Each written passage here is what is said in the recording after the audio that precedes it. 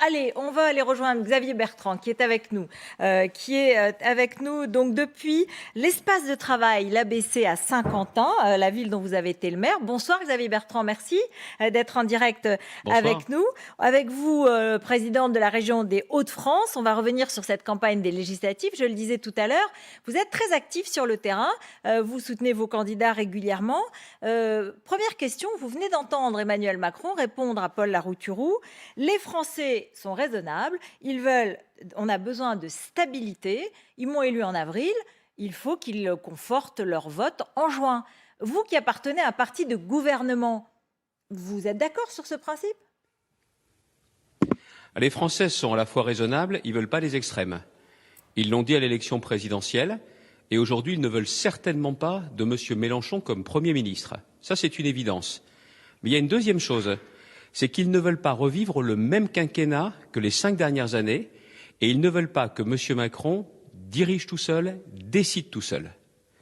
Et c'est la raison pour laquelle, aujourd'hui, je le vois sur le terrain, il y a à nouveau de l'intérêt pour les candidats de la droite et du centre, pour les candidats des Républicains, parce que les Français ont compris qu'il y a un besoin de réformes. M. Mélenchon les empêcherait, M. Macron ne veut pas les faire. La seule façon d'avoir les réformes, c'est clairement de voter pour les candidats de la droite et du centre. Alors, on va y venir, mais d'une certaine façon, vous avez bien dit, les Français ne veulent pas des extrêmes. Donc, quand même, sur le papier, vous avez plus de points communs avec Emmanuel Macron qu'avec Marine Le Pen ou Jean-Luc Mélenchon. Sincèrement, qui est-ce qui a envie de revivre ce qu'on a vécu les 5 dernières années ? Parce que le problème, c'est que quand M. Macron décide tout seul, vous avez la crise des Gilets jaunes. C'est pas faute de l'avoir alerté, mais sauf que dans sa majorité, ses députés n'ont jamais fait remonter ce que l'on entendait sur le terrain. Routel-Krief, je me souviens très bien d'une réunion qui a lieu, je crois que nous sommes en novembre 2018. M. Macron est dans la région des Hauts-de-France, c'est l'itinérance mémorielle, le centenaire de la Grande Guerre. Et nous sommes à une réunion d'élus où les élus, moi-même je lui dis, l'augmentation des taxes sur le carburant, les gens ne pourront pas tenir, ne pourront pas supporter. Il n'en a pas tenu compte. Et vous l'avez vu, quand après la crise des Gilets jaunes, il y a eu les retraites, un débat qui était engagé comme c'était pas possible, qui a provoqué à nouveau du chaos dans le pays. Il n'en a pas tenu compte. Cette fois-ci, si vous voulez clairement qu'il soit obligé de tenir compte de l'avis de députés de terrain qui portent des convictions et des valeurs, clairement, il ne faut pas qu'il ait la majorité absolue et qu'il soit obligé de composer avec ceux qui porteront des valeurs d'ordre et de travail. Donc ça veut dire que vous souhaitez que les Républicains soient une forme de groupe charnière, de groupe influent à l'Assemblée nationale et que vous pouvez faire des alliances avec Emmanuel Macron au coup par coup sur des sujets qui vous tiennent à cœur et sur lesquels vous voulez peser. Non, vous avez très bien compris. Pas d'alliance, l'indépendance. Pas dans sa majorité présidentielle, pas dans sa majorité parlementaire. Un groupe libre et un groupe indépendant, mais qui soit fort et qui puisse faire entendre raison. Je vous donne un exemple. Moi, je n'ai pas envie de revivre ce qu'on a connu en matière d'insécurité pendant les 5 dernières années. Et ce qui s'est passé au Stade de France est le signal que le désordre est d'ores et déjà de retour. Au Stade de France, tout est de la faute des Anglais, c'est bien connu, tout le monde l'a vu, c'est la version officielle. Au Stade de France, c'est de la faute des policiers qui n'ont fait qu'obéir aux instructions, aux ordres qui leur ont été donnés. Et pourquoi le pouvoir ne parle pas de ces hordes qui sont venus pour agresser, pour dépouiller, et qui se disent encore une fois que même s'ils sont interpellés, ce sera l'impunité qui sera le rendez-vous final pour eux. Il n'est pas question que ça continue. Il n'y a que nous, que nos députés, qui peuvent porter de nouvelles mesures, notamment comme les peines minimum pour celles et ceux qui agressent des policiers, 1 an de prison minimum quand on agresse un policier, un gendarme, un pompier ou un maire. C'est la seule façon de faire reculer l'impunité. Il n'y a que nous qui pouvons le faire. C'est la raison d'ailleurs, il n'y a que nos candidats qui ont ça dans leur projet. Alors, ça fait une différence de taille et c'est pas la seule. En même temps, dans notre sondage IFOP fiducial pour LCI hier, la projection, c'est 40 à 55 sièges, c'est-à-dire la moitié de ce que vous avez aujourd'hui. Donc, de quelle façon vous pouvez les faire passer des projets tels que ceux que vous décrivez ? Tout simplement parce qu'on le voit aujourd'hui.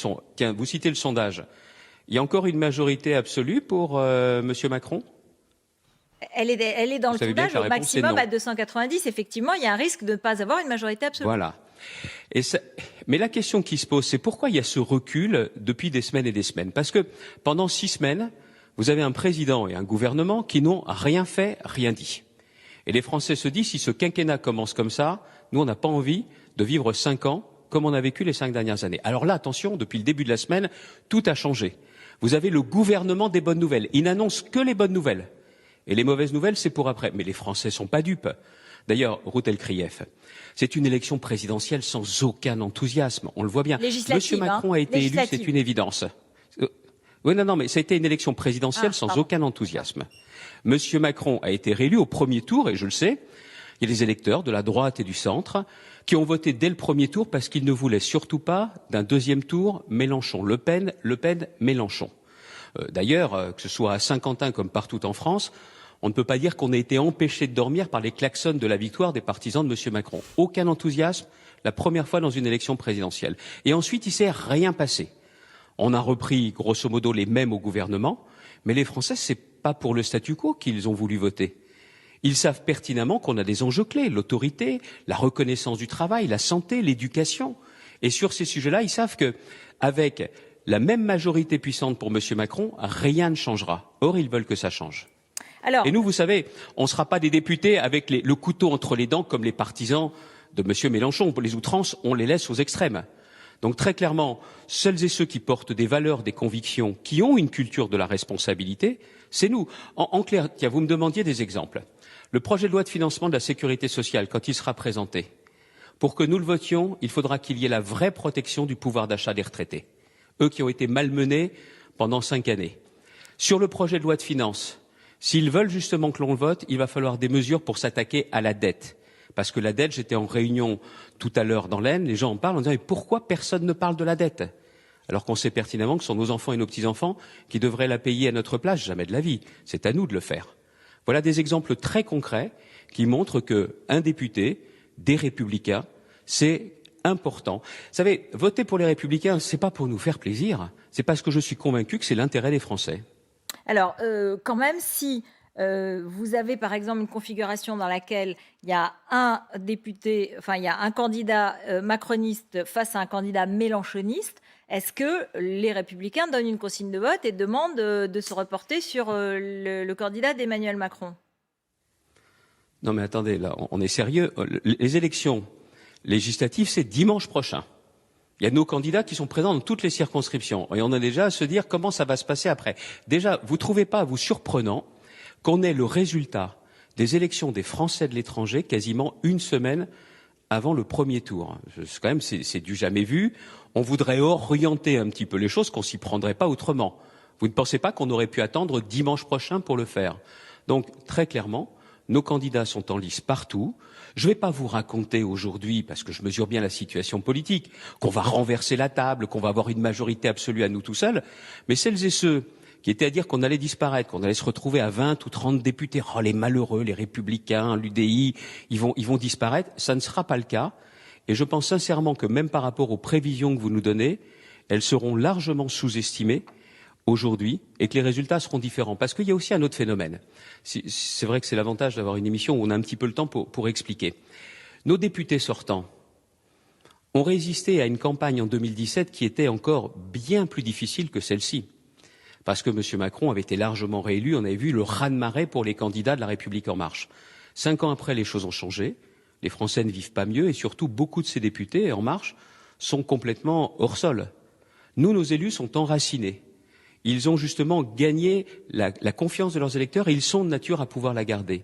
Et je suis convaincu que c'est aussi ce qui fera la différence et nous serons bien plus nombreux que les 40 à 55 qu'on nous annonce, j'en suis absolument convaincu. Alors, est-ce que vous expliquez, c'est comme ça que vous expliquez par exemple la projection que fait l'IFOP sur la réélection de Damien Abad, qui était un de vos proches il y a quelques années et qui maintenant est au gouvernement. Mais qui a fait un choix politique très différent du mien, que je ne partage absolument pas. Bien sûr, bien sûr, bien sûr. Non mais est-ce que vous l'expliquez du coup par son implantation? Certainement. Certainement. Vous savez, quand on vote pour un député, il y a 2 dimensions. C'est celui ou celle qui va vous représenter à l'Assemblée nationale, dont vous voulez être fier parce qu'il porte vos valeurs, vos idées, vos convictions. Et puis il y a aussi une dimension locale. Parce que le député, c'est aussi celui vers qui on se tourne quand on a un projet ou quand on a un problème. Et c'est ce qui fait la force, d'ailleurs, de nombre de nos sortants, mais aussi, j'en suis convaincu, nous aurons des victoires notamment sur La République En Marche, parce que nous avons des candidats qui sont déjà implantés, conseillers régionaux, conseillers départementaux, des élus, et qui ont fait la preuve sur le terrain qu'ils étaient là et bien là et qu'on pouvait compter sur eux. Et puis, vous avez aussi autre chose, c'est qu'il y a un autre phénomène qui joue. C'est que, depuis le premier tour de la présidentielle, le coup de barre à gauche de M. Macron, il est évident, il se voit tous les jours. Ça a été la nomination de Mme Borne pour remplacer M. Castex. Ça a été la nomination de Pape Ndiaye, justement, pour le ministère de l'Éducation. Un changement complet par rapport aux orientations du début de M. Blanquer. La réforme des retraites, quand on en parle, elle semble maintenant minimisée quand elle n'est pas clairement oubliée. Quand on ne parle pas de la réalité de ce qui s'est passé au Stade de France, c'est qu'il ne faut surtout pas fâcher la gauche. On ne sait jamais. Ce n'est pas notre conviction. Et les électeurs de la droite et du centre, clairement, dimanche prochain, auront l'occasion de montrer et de redonner ce rééquilibrage, justement, à droite, qu'ils attendent pour notre pays. Alors, je vous propose d'écouter une question de Valérie Nataf, qui est à côté de moi, éditorialiste d'LCI, que vous connaissez bien. Bonsoir. Bonsoir, Monsieur Bertrand. Moi, je voudrais vous demander si le principal danger qui menace vos candidats, présents dans beaucoup de circonscriptions, au vu de ce que vous décrivez comme le danger des extrêmes, est-ce que ce n'est pas le vote utile en faveur de la majorité présidentielle, de l'AREM, d'Ensemble, d'Horizon, etc. Vous auriez entièrement raison si les Français voulaient revivre le même quinquennat que 2017-2022. Or, ça n'est pas le cas. Je l'ai dit tout à l'heure, ils ne veulent pas des extrêmes. Il n'est pas question d'avoir M. Mélenchon comme Premier ministre, quelqu'un qui se permet d'insulter les forces de l'ordre en permanence. Mais ils ne veulent pas non plus que M. Macron décide tout seul. Et vous savez, ce n'est pas moi qui fais tous les sondages. Si les sondages montrent bien qu'il y a une érosion de plus en plus forte de la majorité présidentielle, c'est parce que les Français ne veulent pas revivre ça. Ils veulent quelque chose de différent. Et c'est la raison pour laquelle je suis convaincu que nous aurons plus de députés encore que ne le donnent les projections. Mais pour ça, peut-être plus de députés. Et comment vous définiriez le rôle de votre groupe dans ces cas-là, à condition qu'il soit très uni? Parce qu'on va parler peut-être un petit peu de votre parti. Il y a des questions sur sa direction, sur sa ligne. Vous portez une voix, mais est-ce qu'elle est partagée par tous? C'est une autre affaire. Mais vous avez un mot qui pourrait définir ce rôle pour le groupe LR? Oui, mais moi, je ne veux pas prendre votre place sur le plateau d'LCI. Moi, je suis à la mienne ici. Je vais vous donner des exemples, non, mais très concrets pour celles et ceux qui nous regardent. En matière de sécurité, vous voulez mettre un terme à l'impunité, les peines minimum. Tiens, on parle du pouvoir d'achat. Vous avez vu que le gouvernement a dit qu'il y a des mesures très fortes qui vont arriver sur le pouvoir d'achat. Il n'est pas question que le texte qui soit voté oublie celles et ceux qui travaillent. J'étais la semaine dernière lors d'un déplacement dans le Nord, une dame me dit « J'ai 1 200 € par mois. Si le chèque alimentaire, c'est comme le chèque énergie, je vais en entendre parler, j'en verrai pas la couleur. » Les députés LR se battront et voteront des textes seulement si celles et ceux qui travaillent, qui ont des revenus modestes, n'en sont pas exclus. C'est ça la différence, c'est ça la reconnaissance de la valeur travail. Or aujourd'hui, les députés de la majorité, comme ça a été le cas pendant 5 ans, je pense qu'ils ne vont pas vraiment avoir voix au chapitre. C'est nous qui pouvons faire entendre cette différence. Pardonnez-moi, mais vous avez l'argent pour donner ce chèque à plus de monde que ce qui est prévu, parce que vous nous parliez de la dette il y a quelques instants, hein. Oui, mais attendez, ils ont su le faire au moment de l'élection présidentielle avec le chèque élection, pardon, chèque énergie. Non, il n'est pas question d'avoir une mesure qui oublie les gens qui bossent. Quand vous avez quelqu'un qui est sans emploi, à moins de 1 000 €, qui peut avoir des aides par ailleurs, et que quelqu'un qui travaille à 1 200 €, celui à 1 200 € va en être exclu, il n'en est pas question. Parce que c'est ça aussi la question de la reconnaissance de la valeur travail. Et c'est plus largement aussi la reconnaissance des classes moyennes, Routel Krief. Oui. Les classes moyennes, elles sont toujours bonnes pour payer, mais jamais pour être aidées. Elles n'en peuvent plus. Oui. Et je le dis, les candidats de la droite et du centre seront les candidats des classes moyennes. Vous savez que c'est une conviction profonde chez moi depuis des années. Nous continuerons à porter ce combat à l'Assemblée nationale, comme on le fait au Sénat aujourd'hui, puisqu'on a la majorité, et comme on le fait dans nos territoires. Comment vous fixez la limite, entre guillemets? Enfin, vous vous dites, s'il y aura un chèque, il y aura une aide pour les ménages qui ont tel revenu, quoi, inférieur à 2 000 € par mois. Enfin, je ne sais pas, qu'est-ce que vous fixeriez? N'ayons pas la mémoire courte, c'est ce qui avait été fait pour leur chèque élection ou leur chèque énergie. C'était 2 000 €, et vous savez pourquoi? Parce qu'ils savent pertinemment que dans la région des Hauts-de-France, nous aidons les gens qui travaillent, et on le fait justement jusqu'à 2 SMIC notamment. Mais c'est facile à trouver, c'est facile à savoir. Mais la vraie question, c'est que le détail des mesures, vous ne les avez pas aujourd'hui. Parce que tout est parti pour que la montagne accouche d'une souris. Mais la réalité des choses, elle sera après les élections. Il y a aujourd'hui nombre de mesures que le gouvernement a en tête mais qu'il se garde de dévoiler. Monsieur Béchu, ministre des collectivités locales, du bout des lèvres, est en train de dire qu'il va falloir un effort des collectivités locales. Cet effort, il a été chiffré dans le programme présidentiel de monsieur Macron à 10 milliards d'euros. Alors pour faire avouer un ministre, bon courage.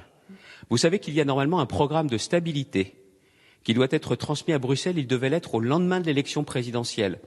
On n'a pas dû demander à quelle élection présidentielle, parce que même aux élections législatives, on n'aura pas ce programme de stabilité. Or, le gouvernement sait exactement ce qu'il a prévu pour les déficits et les augmentations d'impôts. Moi, je demande la vérité, je demande la transparence. Il y a une réforme de la carte judiciaire qui se prépare. Je demande à ce que ça soit communiqué avant l'élection législative. Une question de Nathalie Chuc du Point, si vous le voulez bien. Bonsoir, Monsieur Bertrand. Vous expliquez qu'il faut un groupe, les Républicains, puissant à l'Assemblée nationale pour infléchir notamment la ligne du gouvernement. Vous expliquez aussi que vous pourriez voter éventuellement certains textes si les Républicains étaient entendus.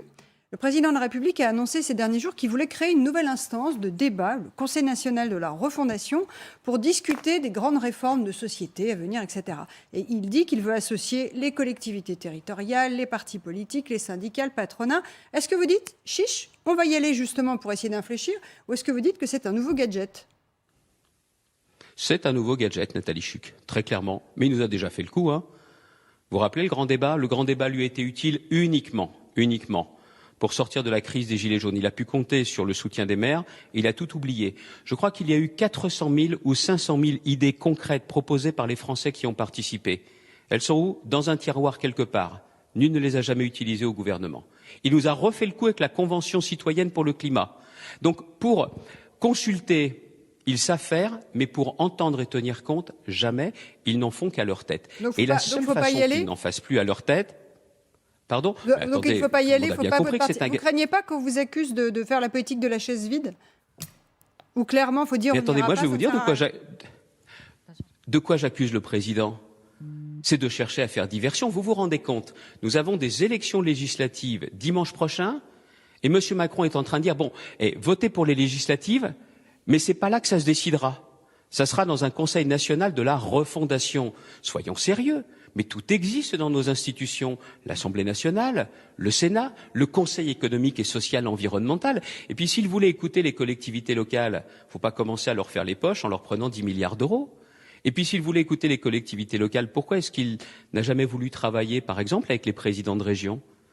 Monsieur Hollande, quand c'était lui, avait travaillé, reçu l'ensemble des présidents de région. Ça n'a jamais été le cas en 5 ans. En Allemagne, vous allez me dire c'est un gouvernement avec d'essence plutôt fédérale, mais il y avait des réunions de travail au moment de la crise du Covid entre Madame Merkel et tous les présidents des Länder. Jamais en France. Pourquoi ? Parce que, au final, M. Macron a un système de gouvernement qui est très centralisé. Il veut décider de tout seul. D'ailleurs, on le voit bien, les ministres aujourd'hui n'ont jamais eu la moindre liberté, la moindre capacité justement d'initiative, mais ça on n'en veut plus. Vous comprenez, aujourd'hui c'est le sens de la République des territoires que je porte. Il faut que Paris s'occupe de moins de choses, mais mieux que l'État s'occupe de sécurité, de justice, de contrôle de la politique migratoire, de lutte contre le terrorisme islamique, de diplomatie. Mais pour le reste, qu'on laisse faire les territoires. C'est pas sa logique, c'est celle des députés républicains. On va parler dans un instant de votre parti, la présidence de la ligne, parce que dans le fond, on a envie de savoir qui va mener ce que vous expliquez. Renaud Pila a une question et je reviendrai là-dessus. Renaud Pila, LCI. Oui, Xavier Bertrand, on a l'impression que vous êtes relativement optimiste pour les législatives avec effectivement un parti implanté. Après, pour que la droite renaisse, comment on fait renaître un leadership ? Déjà en repartant du groupe à l'Assemblée nationale le plus fort possible. Et vous avez raison, plus nous serons nombreux, plus il sera facile de rebondir et de repartir. Mais on aura besoin d'une clarification très nette sur notre stratégie politique, sur notre ligne politique, sur la question des alliances. C'est vrai, ça s'impose absolument. Ça, vous savez, je ne suis pas fou. Oui, je mesure très clairement le travail que nous avons amené. Je sais quel a été notre score à la présidentielle et cela est aussi indépendant de la résistance, du courage de Valérie Pécresse, mais aujourd'hui, je vois bien, même si le contexte des élections législatives est différent des élections présidentielles, ah oui, on n'est pas encore au top de notre forme, ça je peux vous le confirmer. Mais tout ce travail-là se fera après les législatives, plus nous serons nombreux, plus nous pourrons rebondir et repartir. Et je suis absolument convaincu qu'on ne peut pas avoir une vie politique française qui se résume à M. Macron au pouvoir aujourd'hui pour son dernier mandat, et les extrêmes. C'est pas possible, c'est pas pensable. Et c'est pas simple pour la démocratie. Est-ce que vous êtes candidat à la présidence de votre parti, les Républicains, pour succéder à Christian Jacob? J'aide déjà tous les candidats aux élections législatives que je peux aider partout et tout le temps, et je ne serai concentré que là-dessus jusqu'au 19 juin. Et je suis désolé, je me doute que ma réponse ne vous emballe pas, c'est la seule que vous aurez, Routel Krief. Ça ne m'empêche pas de réfléchir à d'autres possibilités et d'autres réponses possibles, puisque vous ne les excluez pas non plus.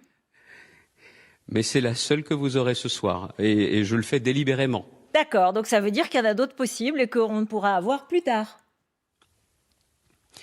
Un escalier se monte marche par marche, et je vous le dis, pour parler de la suite, il faudra clairement que nous soyons en position d'être forts à l'Assemblée nationale. Pas seulement au Sénat, pas seulement dans les territoires. Mais ça vous crée des soutiens. C'est la seule motivation aujourd'hui. Ça vous crée des soutiens, toute cette campagne? C'est pas seulement avec cette campagne que j'ai un certain nombre de soutiens, mais aujourd'hui, c'est moi qui suis en soutien. Et c'est normal. Merci beaucoup. Merci Xavier Bertrand d'avoir répondu à nos questions et d'avoir été très pédagogue et très patient parce que c'est la liaison, mais elle a très bien fonctionné. Merci. Et puis on a compris qu'il y avait du teasing, comme le dit Valérie Nataf. On suit le feuilleton de cette présidence des Républicains puisque c'est pas encore fini, loin de là. Merci beaucoup.